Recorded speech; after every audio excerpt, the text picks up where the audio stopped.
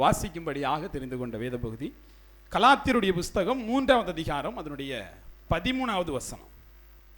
மரத்திலே தூக்கப்பட்ட எவனும் சபிக்கப்பட்டவன் என்று எழுதியிருக்கிறபடி மேசியா நமக்காக சாபமாகி நியாயப்பிரமாணத்தின் சாபத்திற்கு நம்மை நீங்களாக்கி மீட்டு கொண்டார். நம்ம வாசித்த வசனத்தில் நியாயப்பிரமாணத்தை குறித்ததான ஒரு செய்தி இருக்கும். நியாயப்பிரமாணத்தை குறித்ததான ஒரு செய்தி இருக்கும். அது அந்த நியாயப்பிரமாணத்தை என்ன சொல்லுதுன்னா, அது சாபம் என்று சொல்லும். நியாயப்பிரமாணத்தை சாபம் அப்படின்னு சொல்லும். இப்போ கேள்வி என்ன வந்துடுது அப்படின்னா, பவுல் நியாயப்பிரமாணத்தை எப்படி பார்க்கிறார்? முதல்ல நியாயப்பிரமாணம்னா என்னது? நீங்கள் இப்படி தான் நடக்கணும்னு பைபிள் சில விஷயங்களை சொல்லுது இல்லையா? மோசையினுடைய காலகட்டங்களில் 10 கட்டளைகள் கொடுக்கப்பட்டுச்சு. 10 கட்டளை எத்தனை பேருக்கு தெரியும்? எல்லாருக்கும் தெரியும் இல்லையா? ஆனால் இந்த நியாயப்பிரமாணத்தை குறித்து பவுல் சொல்லுகிற போது என்ன சொல்றாருன்னா, இந்த நியாயப்பிரமாணமானது சாபமாக இருக்கிறது.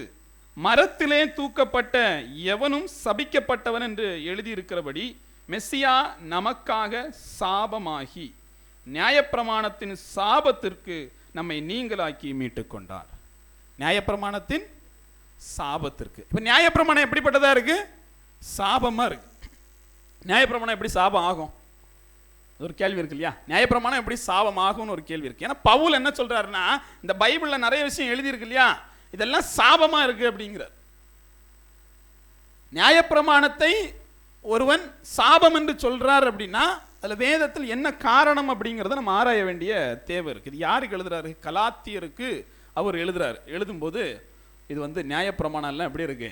சாபமா இருக்கு அப்படின்னு சொல்லிடுறாரு. நீங்க கலாத்தியருடைய புஸ்தகம் 1வது அதிகாரத்திலிருந்து வாசிக்கிற போதுதான் இதுக்கான அறிவு நமக்கு கிடைக்கும். நீங்க 6ல இருந்து 9 வரைக்கும் வாசிங்க. 1வது அதிகாரம் 6ல இருந்து 9 வரைக்கும். உங்களை மேசியாவின் கிருபையினாலே அழைத்தவரே, நீங்கள் இவ்வளவு சீக்கிரமாய் விட்டு வேறொரு சுவிசேஷத்திற்கு திரும்புகிறதை பற்றி நான் ஆச்சரியப்படுகிறேன். வேறொரு சுவிசேஷம் இல்லையே. சிலர் உங்களை கலகப்படுத்தி மேசியாவினுடைய சுவிசேஷத்தை புரட்ட மனதா இருக்கிறார்களே அல்லாமல் வேறல்ல. நாங்கள் உங்களுக்கு பிரசங்கித்த சுவிசேஷத்தை அல்லாமல் நாங்களாவது வானத்திலிருந்து வருகிற ஒரு தூதனாவது வேறொரு சுவிசேஷத்தை உங்களுக்கு பிரசங்கித்தால் அவன் சபிக்கப்பட்டவனாய் இருக்க கடவன்.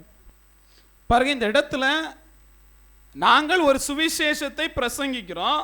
இந்த சுவிசேஷத்தை நீங்க ஏற்றுக்கொள்ளாமல் வேறொரு சுவிசேஷத்தை நீங்கள் பிரசங்கித்தால் நீங்கள் சபிக்கப்பட்டவர்கள் அப்படின்னு சொல்லிட்டு ஒரு சாபத்தை குறித்து பேசுறார்.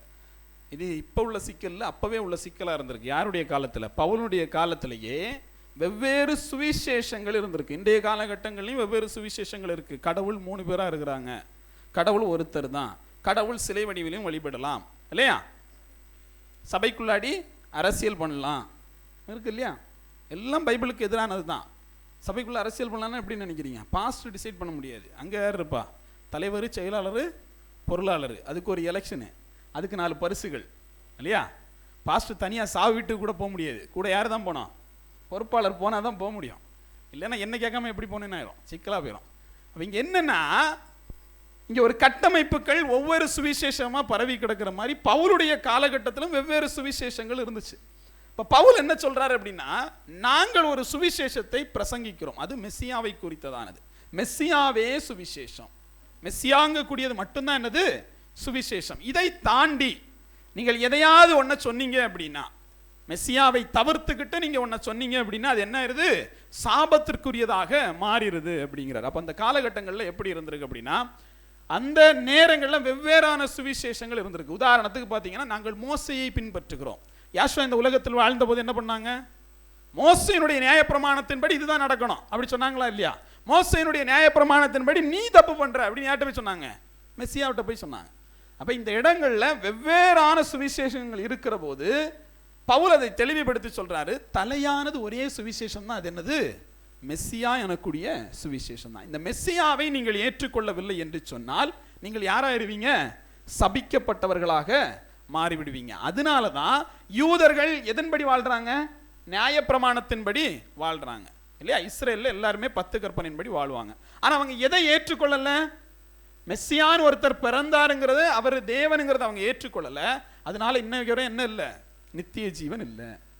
அதனாலதான் புறஜாதியினிடத்தில் ரட்சிப்பு வந்தது. அதனாலதான் நீங்களும் நானும் தேவனை ஆராதிக்கிறோம். இல்லைன்னா இஸ்ரேல் ஜனமே என்ன பண்ணிருப்பாங்க? ஆராதிச்சுட்டு இருந்திருப்பாங்க இல்லையா? அப்ப மெஸ்ஸியா இல்லைன்னா அங்க என்ன இல்லை? ஆசீர்வாதம் இல்லை. மெஸ்ஸியா இல்லைன்னா அங்க என்ன இல்லை? சுவிசேஷம் இல்லை. வாசிக்கலாம் கலாத்தியருடைய புஸ்தகம் 3:10. நியாயப்பிரமாணத்தின் கிரியைக்காரராகிய யாவரும் சாபத்திற்குட்பட்டிருக்கிறார்கள். நியாயப்பிரமாண புஸ்தகத்தில் எழுதப்பட்டவைகள் எல்லாம் செய்யத்தகாத அவைகளில் நிலைத்திராதவன் எவனோ அவன் சபிக்கப்பட்டவன் என்று எழுதியிருக்கிறதே. நியாயப்பிரமாணத்தின் கிரியையாகிய நியாயப்பிரமாணத்தின் கிரியைக்காரராகிய யாவரும் சாபத்திற்கு உட்பட்டிருக்கிறார்கள் இல்லையா? அப்படித்தானே இருக்கு அந்த வசனம். நியாயப்பிரமாணத்திற்கு கிரியைகள் ஆகிய, அதாவது நியாயப்பிரமாணத்தை யார் யார் செய்யறியோ நீ என்ன பண்ணிருக்க? சாபத்துக்கு உட்பட்டு இருக்க. எனக்கு இப்ப பவுல சுத்தமா எனக்கு புரிய மாட்டேன். இந்த பைபிளை தான் பிரசங்கிக்கிறாரா? என்ன சொல்றாரு? நியாயப்பிரமாணத்தை யார் யார் பின்பற்றுகிறோம் நீங்களாம் சாபத்திற்கு உட்பட்டு இருக்கிறீர்கள் அப்படிங்கிறார்.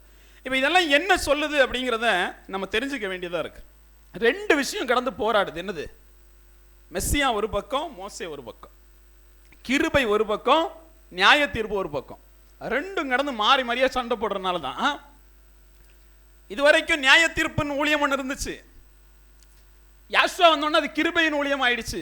இப்போ இவங்க ரெண்டு பேருக்குள்ளாடி சண்டை நடக்குது. பவுல் பயங்கரமா சப்போர்ட் பண்ணி பேசுறாரு. கிருபை தாண்டா பெருசு, மெஸ்ஸியா தான் பெருசு, மோசே பெருசு இல்லை அப்படின்னு. இப்படி ஒரு சண்டை நடக்குது. அதனால தான் இங்க கலாத்தியரை வாசிக்கிற போது என்ன இவன் எழுதியிருக்கானே புரியாது. என்னென்னமோ எழுதியிருப்பாரு. யாசுவா அதை விட ரொம்ப மோசக்காரர். நான் நியாயப்பிரமாணத்தை நிறைவேற்றவே வந்தேன். என்ன சொல்ல விரும்புறீங்க?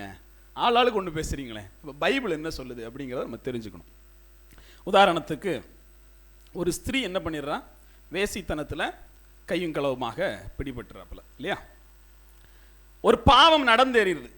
ரெண்டு விதமான நியாயப்பிரமாணம் இருக்கு. ஒன்று சீனாய் மலையில் யார் கொடுத்தா? மோசையின் வழியாக வந்த நியாய தீர்ப்புன்னு ஒன்று இருக்கு. இன்னொன்று கல்வாரியில் ஒருத்தர் அடிக்கப்பட்டார் இல்லையா, அவருடைய நியாய தீர்ப்புன்னு ஒன்று இருக்கு. ரெண்டுமே இருக்கு.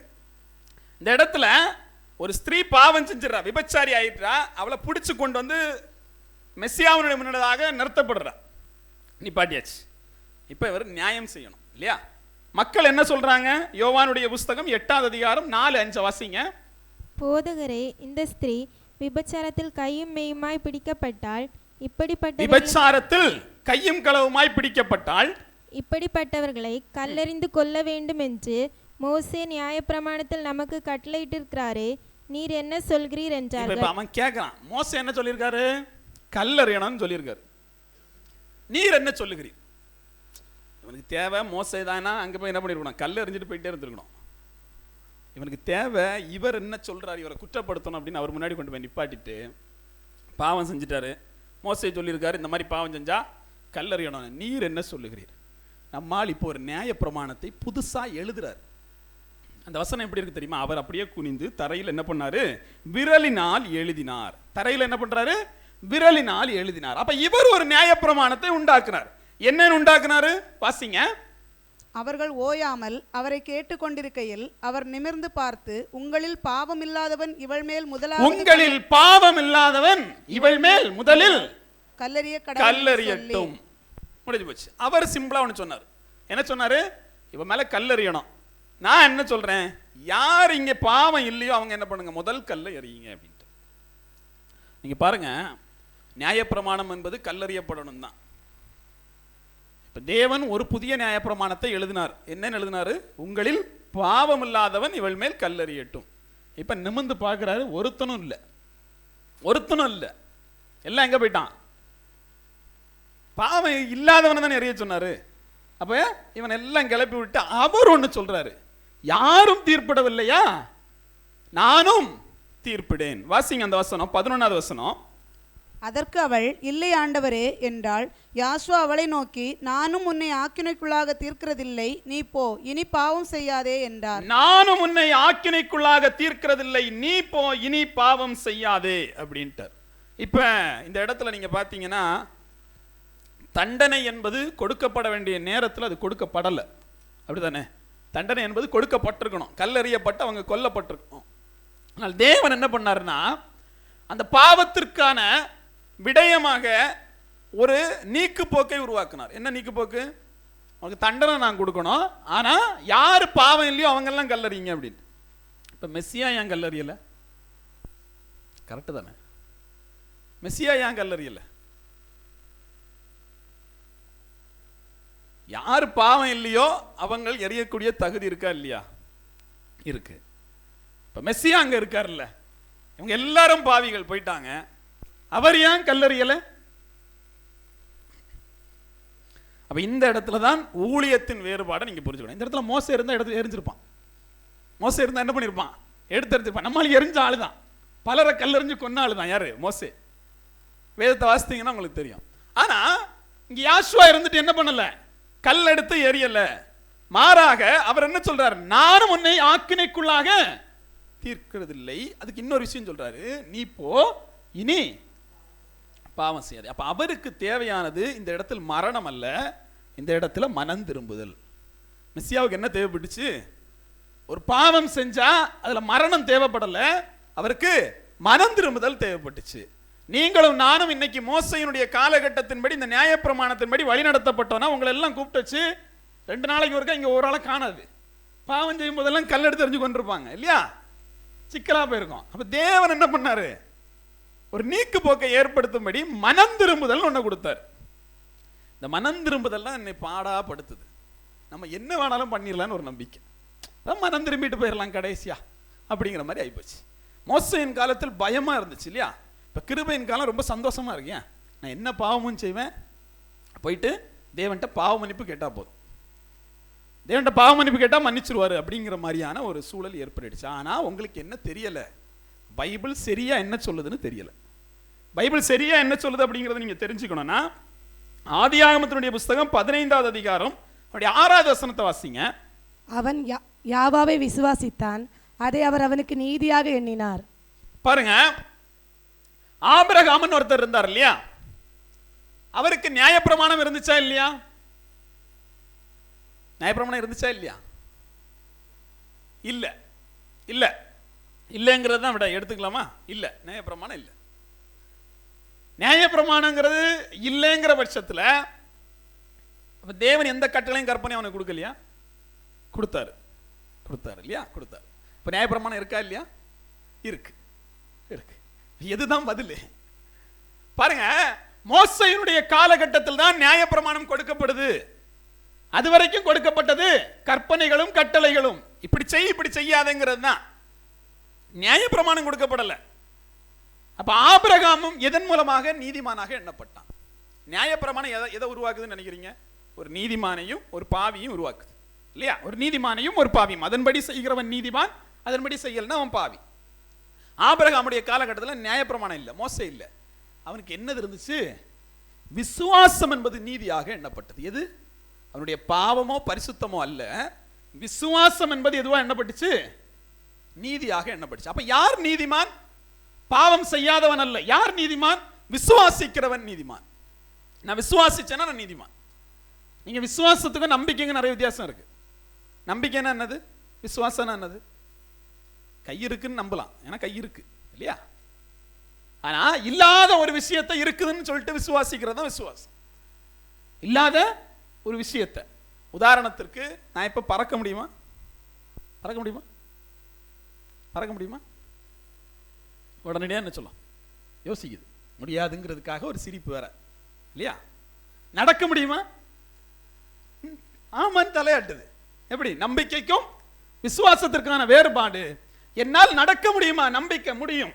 என்னால் பறக்க முடியுமா? விசுவாசம் இல்லை, முடியாது. புரியுது இல்லையா? அப்ப முடியாத ஒரு விஷயத்தை முடிய வைக்கணும்னா அங்க என்ன தேவை? விசுவாசம் தேவை. அமைதல் வந்துருது, வாய்ப்பு இல்லையே இல்லையா? அப்ப விசுவாசம் இருந்தா எலியா பறக்க முடிஞ்சிச்சு, விசுவாசம் இருந்து ஏனோக்கு பறக்க முடிஞ்சிச்சு. அப்ப இங்க என்ன சிக்கல்னா, விசுவாசம் இல்லைனா நீங்கள் யார் இல்ல? நீதிமான் இல்ல. இப்ப நான் பறக்க முடியுமா முடியாதா? பறக்க முடியுமா முடியாதா? ஆமான்னு சொல்லணும்னா நீதிமான் இல்லைன்னு பாரு, அதனால பறந்துருவீங்க இல்லையா? அப்போ விசுவாசத்தினூடாக ஒருவர் கணிக்கப்படுகிறார். நீங்களாம் பரலோக ராஜ்யத்துக்கு போவீங்களா அப்படின்னு கேட்டு இன்னும் முழின்னு முழிப்போம். ஏன்னா நம்ம எவ்வளவு பெரிய பாவின்னு தெரியும், வண்டி வண்டியா கொண்டு தட்டணும், அவ்வளவு பாவம் இருக்கு இல்லையா? ஆனா பைபிள் என்ன சொல்லுதுன்னா, ஜீவன்ல ஒரு தேசத்தில் நான் பிரவேசிப்பேன் என்று சொல்லி விசுவாசியாதிருந்தால் கெட்டு போயிருப்பேன். எனக்கு அந்த விசுவாசம் இல்லைன்னா நான் என்ன பண்ணிருப்பேன்? கெட்டு போயிருப்பேன். அப்போ பரலோகத்துக்கு யாரெல்லாம் போவீங்க? வேற வழி இல்லை. நீங்கள் நீதிமான் ஆகணும்னா நான் போவேன்னு சொல்லி தான் ஆகும். இப்போ விசுவாசங்கிறது ரொம்ப தொலைவில் இருக்கு. பரலோக ராஜ்யத்துக்கு போவோமா? நம்ம மனசு இல்லைங்குது இல்லையா? அப்போ நம்ம இன்னும் விசுவாசத்துக்குள்ள அடி போகல. நம்மளால பறக்க முடியுமா? முடியாதுன்னு சொல்றோம் இல்லையா? அப்ப எடுத்துக்கொள்ள பற்றி தானே விசுவாசம் என்கிட்ட இல்லை. ஆக மொத்தத்தில் நீங்கள் நீதிமானும் இல்லை, தேவ சமூகத்திலையும் இல்லை, உங்களுக்கு எந்த விசுவாசமும் இல்லை. ஆனால் ஆபிரகாம் அவனிடத்தில் அந்த விசுவாசத்தை நிமித்தமாக அவன் நீதிமானாக எண்ணப்பட்டான். இப்ப ரெண்டு விதமான விஷயம் இருக்கு. ஒன்று, நீங்க நியாயம் பண்ணணும். யாராவது பண்ணிருக்கீங்களா? பாவமே பண்ணாம நீதி பண்ணணும். பண்ணிட்டேன்னா நீங்க நீதிமான். எத்தனை பேரால பண்ண முடியும்? நான் இன்னிலிருந்து பாவமே பண்றதில்ல அப்படின்னு சொல்லிட்டு உட்கார்ந்து முடிஞ்சு போச்சு. அடுத்த நிமிஷம் பாவம் வந்துடும் இல்லையா? தன்னிடத்தில் பாவம் இல்லை என்று சொல்லுகிறவன் தன்னைத்தானே வஞ்சிக்கிறான். இப்ப நான் என்ன பண்றது? பாவம் இல்லைன்னு சொன்னாலே அது ஒரு பாவம்னு சொல்லி வச்சிருக்காரு பைபிள்ல. அப்போ உங்களால பாவம் செய்யாம இருக்க முடியாது, ஆனால் விசுவாசத்தோடு இருக்க முடியும். நான் சொல்வது நம்பிக்கையோடு அல்ல, விசுவாசத்தோடு இருக்க முடியும். என் தேவன் என்னை பரலோகத்தில் சேர்ப்பார், என் தேவனை நான் விசுவாசிக்கிறேன், ஏது இல்லாதது என் வாழ்க்கையில் நடக்கும். இதெல்லாம் விசுவாசம். அப்ப ரெண்டு முறையில நீங்கள் நீதிமானாக முடியும். மோசேயினுடைய காலகட்டம் என்ன சொல்லுதுன்னா, பாவம் செய்யலைன்னா நீ நீதிமான். ஆபிரகாமுடைய காலகட்டம் என்ன சொல்லுதுன்னா, நீ விசுவாசித்தால் நீ நீதிமான். ஆபிரகாம் விசுவாசித்தானா? ஆபிரகாமுக்கு ஒரு பொண்டாட்டி இருந்தாப்ல. ஒரு பொண்டாட்டி தான் இருந்தாலும் கேட்கக்கூடாது, ஒரு பொண்டாட்டி இருந்தாப்ல முதல்ல. அப்ப தேவன் போய் பேசுறாரு. என்ன சொன்னாரு? உனக்கு கற்பத்தின் கனியை கொடுப்பேன். அவ சிரிச்சுட்டான். கற்பம் செத்து போச்சு, பிள்ளை எப்படியா பிறக்கும் அப்படின்ட்டு. இப்ப நம்மால் யாரு? மனைவி. நீ ஒண்ணு பண்ணு, எனக்கு பிள்ளை எல்லாம் பிறக்காது, நீ என்ன பண்ணு, வேலைக்காரியை சேர்த்துக்கொள். இங்க என்ன பிரச்சனைனா, நம்மால் நிறைய பேர் இருக்கான் இந்த மனப்பான்மையோட. இது அடுத்த பொண்டாட்டியை பார்க்கறது நான் சொல்ல. நான் சொல்லக்கூடிய மனப்பான்மை என்னன்னா, தேவனுடைய ஐடியான்னு ஒன்று இருக்கும். நீங்களும் நானும் யார் தெரியுமா? தேவனுடைய சிந்தனை, தேவனுடைய சிருஷ்டிப்பு இல்லையா? தேவனுடைய சிந்தனையும் சிருஷ்டிப்பும் தான் நீங்களும் நானும். ஆனா நம்ம தேவனுக்கு ஐடியா சொல்றது, நாளைக்கு ஒரு 10,000 ரூபாய் தேவைப்படுது, உன்னை அனுப்பி விடுங்க. அவர் ஏதோ வெளிநாட்டில் இருக்காரு, சம்பாதிச்சு உங்களுக்கு பேங்க்ல போட்டு விடணும் இல்லையா? பிள்ளைக்கு பயங்கரமான காய்ச்சல், நீக்கி விடுங்க. ஒரு MBBS பரீட்சைலாம் எழுதிட்டு தான் உட்கார்ந்துருக்காரு. என் பிள்ளை பரீட்சை எழுத போது நிறைய மார்க் வேணும். அப்போ என்ன பண்ணிடுறோம்னா, அவர் கிளம்பி வந்து பேப்பர் கரெக்ஷனுக்கு உட்காரணும். அவங்க பிள்ளைக்கு பேப்பர் எங்கே வருதுன்னு பார்த்து. என்ன பிரச்சனை ஆயிருதுன்னா, நமக்குன்னு ஒரு ஐடியா இருக்கு இல்லையா, எனக்குன்னு ஒரு சிந்தனை இருக்கு இல்லையா, இதை செய்யணும் தேவனுக்கு கட்டளை இடுறது. இதை செய்யும். அவருக்கு வேற வேலையே இல்லை. இங்க ஒரு இருக்கக்கூடிய ஒரு 50 பேர்கிட்ட லிஸ்ட் எடுப்போம் என்னென்ன செய்யணும்னு. இப்போ அவர் நிலைமையை யோசித்து பாருங்க. ஓடணும், எங்கெல்லாம் ஓடணும்? கலெக்டர் ஆஃபீஸில் அப்ளை பண்ணியிருக்கேன், மனு அப்ரூவல் ஆகணும், இங்கேருந்து கலெக்டர் ஆஃபீஸ் ஓடணும். எக்ஸாம் பிள்ளை எழுதியிருக்கு, என்ன வரணும்? ரிசல்ட் பாஸ்ன்னு வரணும், அங்கேருந்து எங்கே ஓடணும்? பேப்பர் கரெக்ஷனுக்கு ஓடணும். சிக்கனா போயிடும். இத்தனை பேர் வேலை கொடுத்தீங்கன்னா என்ன பண்ணுவாரு இல்லையா? தேவன் உங்களுக்கு வேலை கொடுத்துருக்காரு. நம்ம என்ன நினைக்கிறதுனா, நான் தேவனுக்கு வேலை கொடுக்குறேன்னு நினைக்கிறேன். எந்த வேலையாவது நடந்துச்சா சொல்லுங்க? உட்கார்ந்து முட்டி போட்டு தேவனே அதைத்தாரும் இதைத்தாரும் அப்படின்னா அவர் அப்படி போயிடுவார். எனக்கு இருக்க வேலைக்கு ரொம்ப முக்கியம் தான் இப்போ என்னது, கலெக்டர் ஆஃபீஸில் போய் நான் கியூவில் நிற்கிறது இல்லையா? வீடு கொடுப்பேன்னு சொல்லியிருக்காரு கலெக்டர், எனக்கு கிடைக்கணும். எனக்கு சொந்த வீடு வெளியே தெரியவே கூடாது. என்ன பண்ணணும்? தேவன் வந்து தார்பால் கட்டி மறைக்கணும். ரொம்ப கஷ்டம் உங்களை திருத்துறதா என்னது, தேவ சமூகத்தில் பட்டியலிட்டு கொண்டு போய் கொடுக்கறதுக்கு அவர் என்ன இல்லை, மல்லிகை சாமான் கடை நடத்தல. அவர் உனக்கு ஒரு பட்டியலை கொடுத்துட்டு இதன்படி நடன்னு சொல்றாரு. ஆனா இங்க என்ன நினைச்சிட்டு இருக்கோம்னா, நம்மளுடைய ஐடியாஸ் எல்லாம் தூக்கி அந்த பக்கமா எறிகிறது. அதனால எந்த பிரயோஜனமும் இல்லை. தேவன் என்ன நினைக்கிறாருன்னு தெரிஞ்சு வாழ்ந்தீங்கன்னா வாழ்க்கை ரொம்ப ஈஸியா இருக்கும். அதனாலதான் ப்ரேயர் பண்ணும்போது நம்ம என்ன சொல்றதுன்னா, உட்கார்ந்து அதைத்தாரும் இதைத்தாருன்னு கேட்கக்கூடிய தேவன் காதை மூடிட்டு உட்கார்ந்துருவார் இல்லையா? அவருக்கு என்ன கொடுக்கணும்னு தெரியும், எப்ப கொடுக்கணும்னு தெரியும், அப்ப அதை கொடுப்பாரு. எதை கொடுத்தாலும் ஸ்தோத்திரம் சொல்ல பழகும். நம்ம எப்ப ப்ரேயர் பண்ணுவோம் தெரியுமா? ரொம்ப சந்தோஷமா இருக்கும்போது ப்ரேயர் பண்ணுவோம் இல்லையா? ரொம்ப துக்கமா இருக்கும்போது ப்ரேயர் பண்ணுவோம். சந்தோஷத்துல ப்ரேயர் பண்றது கிடையாது தம்பி, தப்பா சொல்லிட்டு இருக்க. சந்தோஷம்னா சந்தோஷமா தானே இருக்கணும், அவர் எதுக்கு தேடணும் இல்லையா? ரொம்ப துக்கமாயிட்டுனா வேற மனுஷனை எதுவும் நம்ப முடியாதுன்னா கடைசியா போய் உட்கார்ந்து ப்ரேயர் பண்றது. அதனால ஏதாவது பிரயோஜனம் இருக்குன்னு நினைக்கிறீங்களா? யோபுன்னு ஒருத்தர் இருந்தார் இல்லையா, எல்லாத்தையும் இழந்துட்டார். பொண்டாட்டி பிள்ளைங்க ஏல்லாம் இல்லையா? தேவனை தூஷித்து ஜீவனை விடுன்னு பொண்டாட்டி சொல்றாப்ல, நீ இருக்கிறது செத்து போயிடுறான்னு. அந்த நேரத்தில் கூட அவர் என்ன பண்றாரு? தேவ சமூகத்தில் ஜெபிக்கிறார். தேவ சமூகத்தில் என்ன பிள்ளை வேணா, தேவன் கொடுத்தார், தேவன் எடுத்தார், தேவனுடைய நாமத்திற்கு ஸ்தோத்திரம், அவ்வளவுதான். அதான் ஜெபம். நீர் கொடுத்தீரு, நான் கேட்கல, நீர் எடுத்தீரு, சந்தோஷம், போ, அவ்வளவுதான். வேற என்ன இருக்கு? அவர்கிட்ட என்ன பேச முடியும் இல்லையா? தாரோன்னு சொன்னா நீ தரப்போறது இல்லை, நீரா கொடுத்தாதான் வாங்க முடியும். அதனால சந்தோஷம்னு ஒதுங்கி, இதுதான் ஜெபம். தேவன் எதை தந்தாலும் ஸ்தோத்திரம் சொல்ல பழகிறோம். அப்படியே பிரியாணி வந்திருக்கு அப்படின்னா சந்தோஷமா, அப்பா பிரியாணி, நாளைக்கே சோறு போட்டுறாங்க, ஐயோ அப்படின்னு இல்லை, அப்பவும் ஸ்தோத்திரம், வேலை முடிஞ்சிருது இல்லையா? அப்ப தேவ சமூகத்துல எது கிடைச்சாலும் தேவன் தீர்மானிச்சார், சந்தோஷம் போயிட்டோம்னா வாழ்க்கை எப்படி போயிடும்? தேவ சமூகத்துல என்னோட ஐடியாவை நான் எப்பெல்லாம் சொல்ல ஆரம்பிக்கணும் அப்பெல்லாம் உன்னை புரிஞ்சுக்கோங்க, மனிதனுக்கு செவ்வையாய் தோன்றுகிற வழி உண்டு, அதனுடைய முடிவு என்னது? மரணம். ஒத்த கால நின்று தேவனே எப்படியாவது இந்த காலேஜ் படிக்கக்கூடிய தம்பிமார்கள் மாதிரி எப்படியாவது அந்த பிள்ளை கரெக்டாக இருக்கணும், கஷ்டப்பட்டு ப்ரேயர் பண்ணி கொடுத்துருவார் இல்லையா? அப்புறம் ஏன் தேவனே இதை எனக்கு கொடுத்தீரு, இப்போ அவர் கன்ஃபியூஷன், நீதானா கேட்டதை கொடுத்தாலும் இந்த எப்படியாவது இருந்து விடுபடணும். இப்போ உங்களுடைய சித்தம் நிறைவேற்றணும்னா தேவன் எல்லாத்தையும் கொடுக்க ஆரம்பிச்சான்னா இந்த கதை தெரியல, எதை தொட்டாலும் பொண்ணாயிரணும் இல்லையா? எதை தொட்டாலும் பொண்ணாயிரணும், முடிஞ்சு போச்சு. எல்லாரும் பொண்ணு, கடைசியில் நானும் பொண்ணு, எந்த பிரயோஜனமும் இல்லை. இப்போ தேவ சமூகத்தில் தேவனுடைய திட்டம் என்னங்கிறத தெரிஞ்சு நீங்கள் செயல்பட்டீங்கன்னா தான் தேவ சமூகத்தின் ஆசீர்வாதத்தை பெற முடியும். ஆபிரகாம் தன்னுடைய மனைவியினுடைய பேச்ச கேட்க ஆரம்பிச்சான். 1 2 பொண்டாட்டியாச்சு, 2 3 பொண்டாட்டியாச்சு, கடைசி வரைக்கும் பிள்ளை கிடைக்கல இல்லையா? இந்த பிள்ளைலாம் ஏன் பிள்ளை இல்லைன்ட்டார். அப்புறம் கடைசியில வாயை மூடிட்டு போய் தேவ சமூகத்தில் நீர் சொன்னது கரெக்டுப்பா, நான் விசுவாசிக்கிறேன் அப்படின்னா. என்ன சொன்னா? நான் விசுவாசிக்கிறேன் அப்படின்னா. இதுவரைக்கும் என் சுயத்தினால் ஆகும்னு சொல்லிட்டு அங்கங்க தெரிஞ்சுக்கிட்டு இருந்தான்.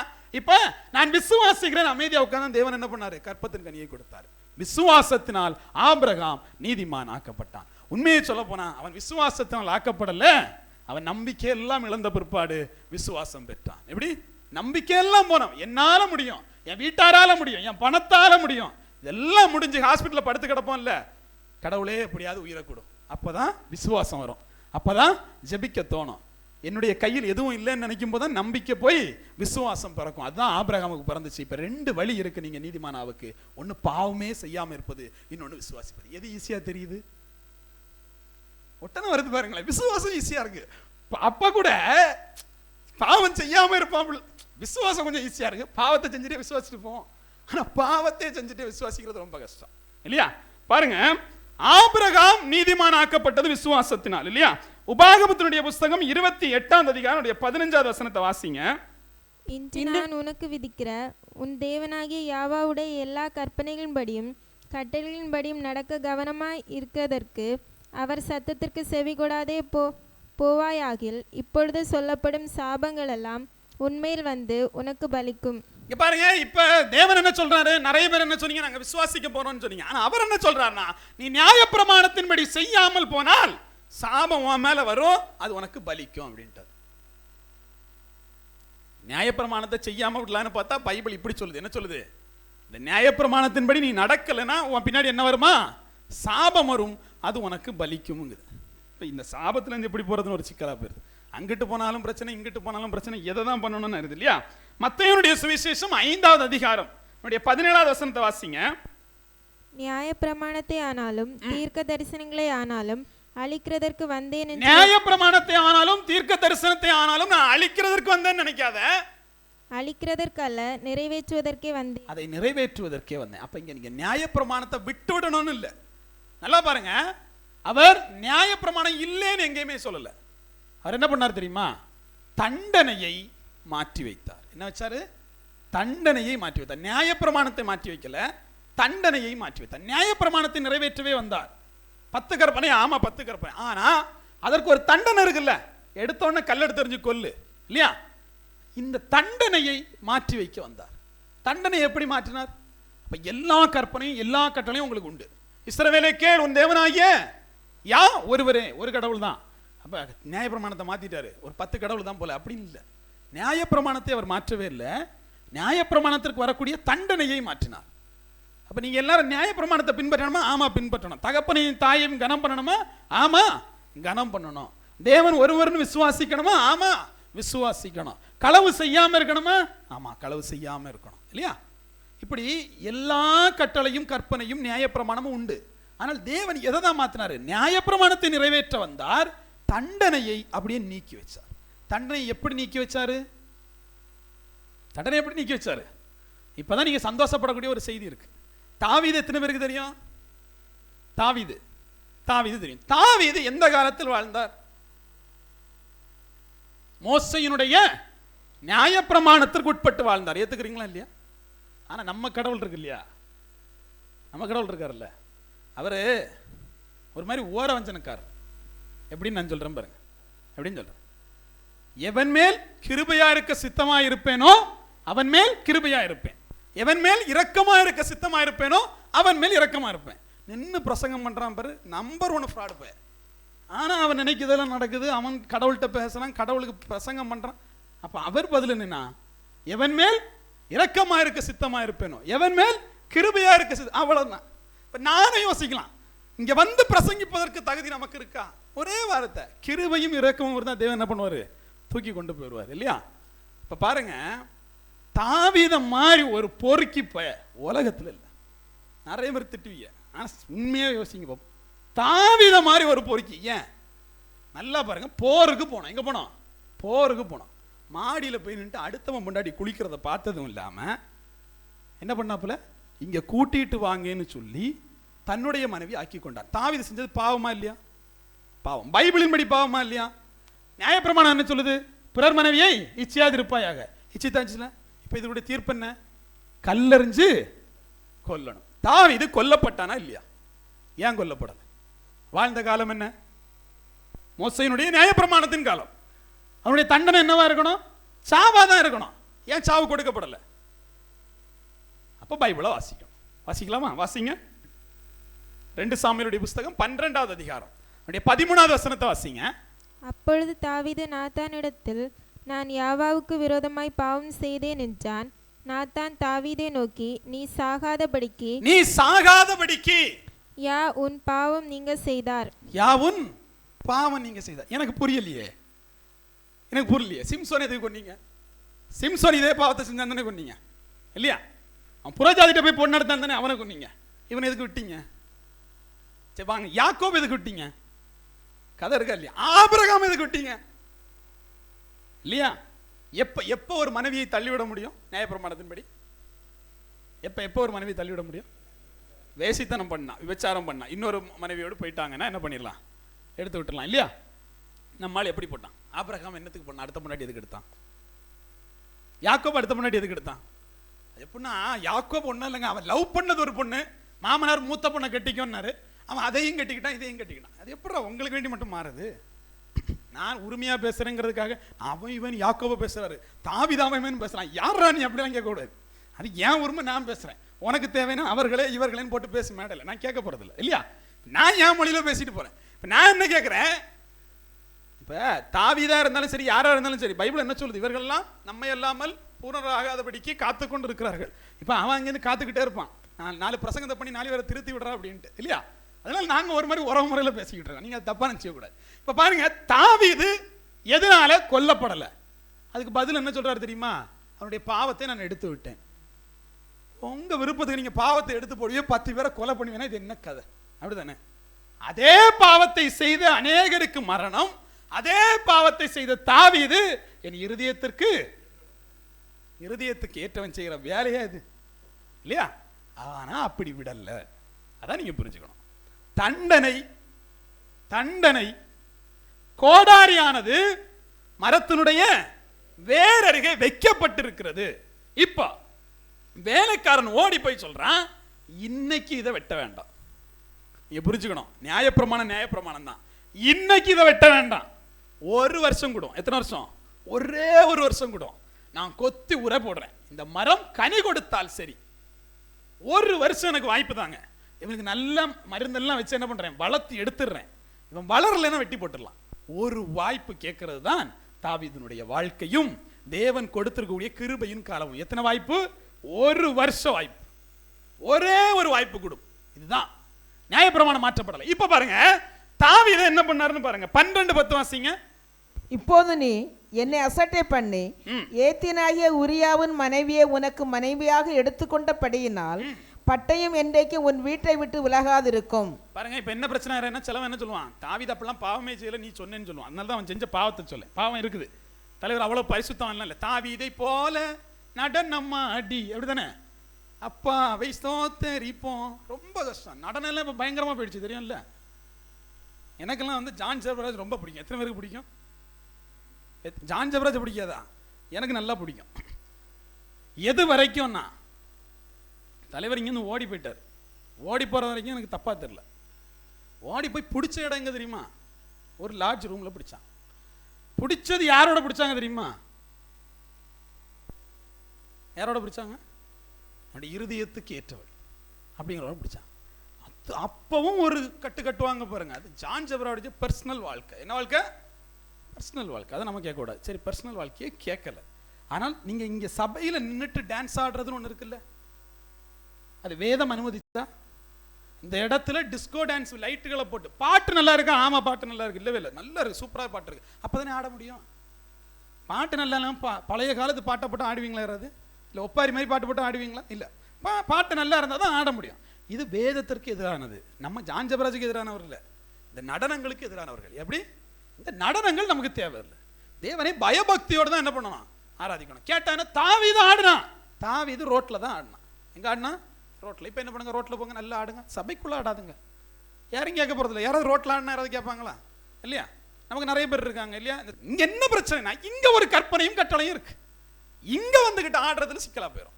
இப்போ பாருங்க, நான் சொன்ன மாதிரி பாவம் செஞ்சுட்டான். என்ன கொடுத்தாரு? வாசிங்க, அதோட 14வது வசனத்தை வாசிங்க. இப்போ யாருக்கெல்லாம் பிள்ளைங்க இருக்கு?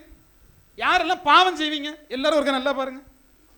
ஆனாலும் இந்த காரியத்தினாலே யாவாவுடைய சத்துருக்கள் தூஷிக்க நீ காரணமாய் இருந்தபடியினால் உனக்கு பிறந்த பிள்ளை நிச்சயமாய் சாகும் என்று சொல்லி நாத்தான் தன் வீட்டுக்கு போய்விட்டான். என்ன கதை உங்களுக்கு புரிஞ்சு இல்லையா? உன் பாவத்தை தேவன் எடுத்துக்கொண்டார். மகிழ்ச்சியா இருந்துச்சு. ஆமா, ஆனா என்ன, அவர் கணக்கு கேட்பார். எப்படி? நீங்க செய்யற எல்லா பாவத்திற்கும் கணக்கு உண்டு. தாவீது, உன்னை எனக்கு ரொம்ப பிடிக்கும், உன்னை நான் அடிக்க போறதே இல்லை, உன் பிள்ளை பிறக்கும் இல்லை, அவன் செத்து போயிடுவான். எப்படி இருக்கும்? தாவீது உனக்கு ஒரு பிள்ளை பிறப்பான், அவன் என்ன பண்ணிடுவான்? செத்து போயிடுவான். இப்போ தாவீது நிலைமை ரொம்ப மோசமாய் போச்சு இல்லையா? என் தேவன், நீங்க என்ன நினைக்கிறீங்கன்னா தண்டனை இல்லாமல் அவர் உங்களை என்ன பண்ணுவாரு? விட்டுருவாருன்னு நினைக்கிறீங்க. என் தேவன் மரணம் என்கிற தண்டனையை மாற்றினாரே தவிர அவர் தண்டனையை மாற்றல. மரணம் என்கிற தண்டனையை மாற்றினார். என்ன மாற்றினாரு? மரணம் என்கிற தண்டனையை மாற்றினார். இங்க இருக்கிற எல்லாரும் ஒன்று புரிஞ்சுக்கோங்க, நீங்கள் நியாயப்பிரமாணத்தில் இல்லை, கிருபையின் காலத்தில் தான் இருக்கிறீங்க. நீங்க செய்யற ஒவ்வொரு பாவத்துக்கும் நீங்க இல்லைன்னா உங்க பிள்ளை அனுபவிக்கும். யார் அனுபவிப்பா? நீங்க இல்லைன்னா உங்க பிள்ளை அனுபவிக்கும். அதுதான் பைபிள். இவர் சாபத்தை போடாருன்னு என்ன சொல்லக்கூடாது. பைபிள் அதுதான் சொல்லுது. தாவீதை விட்டார், தாவீதுடைய பிள்ளையை கொன்றார். அங்க யாரு செத்துருக்கணும்? தாவீது செத்துருக்கணும். அந்த இடத்துல யாரை சாவடிச்சார்? அவனுடைய பிள்ளை. அந்த பிள்ளை ஏதாவது பாவம் செஞ்சுச்சா? எந்த பாவமும் செய்யல. ஒருவன் குருடனாக வரான். இவன் செய்த பாவமா? இவன் பெற்றோர் செய்த பாவமா? நல்லா புரிஞ்சுக்கோங்க. நீங்கள் செய்யக்கூடிய பாவம் உங்க பிள்ளையை குருடனாக்கும். நீங்கள் செய்யக்கூடிய பாவம் உங்க பிள்ளையை ஊனனாக்கும். நீங்கள் செய்யக்கூடிய பாவம் உங்க பிள்ளையை கொலை செய்வதற்கு கொண்டு போகும். அப்ப இந்த பாவத்தை எல்லாம் நான் செய்யறேன்னா இதை யாருக்கு சம்பாதிச்சுக்கிறீங்க? சொத்து சம்பாதிக்கிற மாதிரி உங்க பிள்ளைகளுக்கு சாபத்தை சம்பாதித்து வைக்கிறீர்கள். தாவீதை போல இருக்கிறீங்க, சந்தோஷம், தண்டனையே வரல. யார்கிட்ட கேட்பாரு கணக்கு? பிள்ளைகிட்ட கணக்கு கேட்பார். என் தேவன் நியாயப்பிரமாணத்தை மாற்றல, மரண தண்டனையை மாற்றினார். எதை மாற்றினாரு? மரண தண்டனை. மரண தண்டனை மாட்டினாரு, மரணமே கொடுக்க மாட்டாரா? மரணத்தை லாஸ்டா வச்சிருக்காரு. எப்படி? ஒரு வருஷம் இடைவெளி இல்லையா? மரணத்தை லாஸ்டா வச்சிருக்காரு. அது வரைக்கும் எக்ஸ்ட்ரா தண்டனை கொடுத்துட்டே இருப்பார். தாவீது மரித்தானா இல்லையா? தாவீது மரிச்சான். என்னைக்கோ ஒரு நாள் நீ சாவதான் போற, என்னைக்காவது உனக்கு ஒரு நியாய தீர்ப்பு தான். ஆனா எக்ஸ்ட்ராவா நீ வருத்தப்படுறதுக்கு உன் பிள்ளை செத்து போயிடும் இல்லையா? உனக்கு காலத்தை நீட்டி கொடுக்கிறபடினால் உன் பாவத்தை உன்னுடைய பிள்ளைகளிடத்தில் நான் சுமத்தி இருக்கிறேன். இப்ப எத்தனை பேர் பாவம் செய்றீங்களோ அப்ப நினைச்சுக்கணும், இதெல்லாம் என் பிள்ளைக்காக நான் சேர்த்து வைக்கக்கூடிய சொத்து.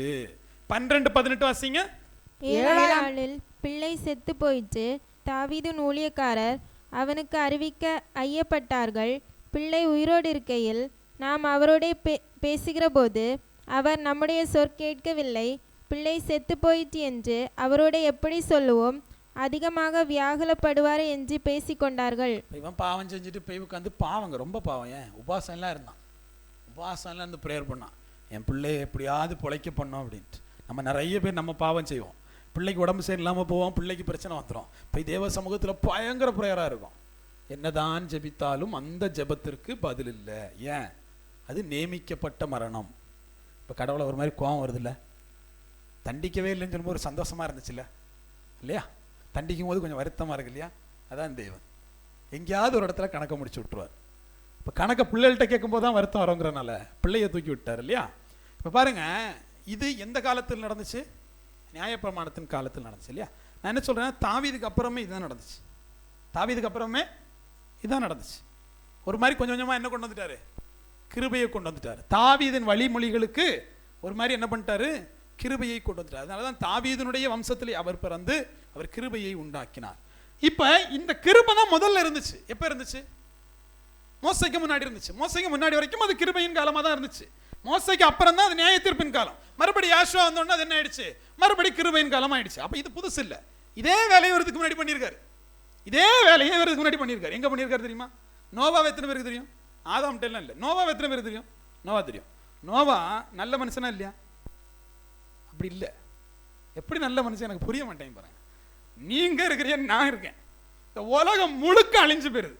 நல்லா யோசிங்க, உலகம் முழுக்க அழிஞ்சு போயிருது. ஒரு பெரிய கப்பல்ல நானும் என் குடும்பமும் மட்டும் காப்பாற்றப்படுறோம். அப்ப எவ்வளவு பெரிய விசுவாசம் வரணும் இல்லையா? எல்லாரும் செத்து போறான் கண்ணு முன்னாடி. எவ்வளவு பெரிய ஆளு தெரியும் இல்லை? ஒவ்வொருத்தரும் வந்து கதவை தட்டியிருப்பான், தயவு செஞ்சு திறடா அப்படின்னு. திறந்துருப்பானா என்ன? சாவுடா. சொல்லும் போது கேட்டியா நீ? சாவு. அப்படிதானே? பேழைக்குள்ளவா பேழைக்குள்ளவான்னு சொன்னேன். சொல்லும் போது எவனும் உள்ள வரல. மழை பெஞ்சு தண்ணி வந்து சாவும் போது கத்திட்டு கிடக்க சாவு அப்படின்னு விட்டுட்டு சந்தோஷமா உள்ள இருந்தாச்சு. போய் என்ன பண்ணியாச்சு? லேண்ட் ஆயாச்சு. லேண்ட் ஆன உடனே உங்கள் நீதிமான் நோவா செய்த காரியம் என்ன தெரியுமா? என்ன பண்ணாரு? என்ன பண்ணாரு? என்ன பண்ணாரு? பண்ணல, அவர் அக்ரிகல்ச்சர் பண்ணார். என்ன பண்ணாரு? விவசாயம் பண்ணினார். என்ன பண்ணார்? விவசாயம் பண்ணினார். என்ன விவசாயம்? திராட்சை தோட்டத்தை பயிரிட்டார். சரி, விவசாயம் பண்ணதுல தப்பு இருக்கா? ஒரு தப்பும் இல்லை. விவசாயம் பண்ணதோட நிப்பாட்டி இருந்தா. நம்மால திராட்சை ரசத்தை எடுத்து குடிச்சார். திராட்சை ரசத்தை குடிச்சா என்னாச்சு? போதை ஆகி போச்சு. போதையில பிளாட் ஆயிட்டார். இப்போ நிறைய பேர் சியாவே என்ன பண்ணாரு? அவர் திராட்சை ரசம் குடிச்சார். அதனால நாங்க குடிக்கிறோம் இல்லையா? இந்திய குடிமகன் குடிக்க கூட உரிமை இல்லையா? நல்லா குடிக்கிறோம், மகிழ்ச்சி, குடிக்கலாம். தப்புல குடிச்சா என்ன நடக்கும்? ஒரு சிக்கல் இருக்கு. நோவா நீதிமான் குடிச்சான். என்ன நடந்துச்சு தெரியுமா? குடும்பம் சீரழிஞ்சு போச்சு. என்ன போச்சு?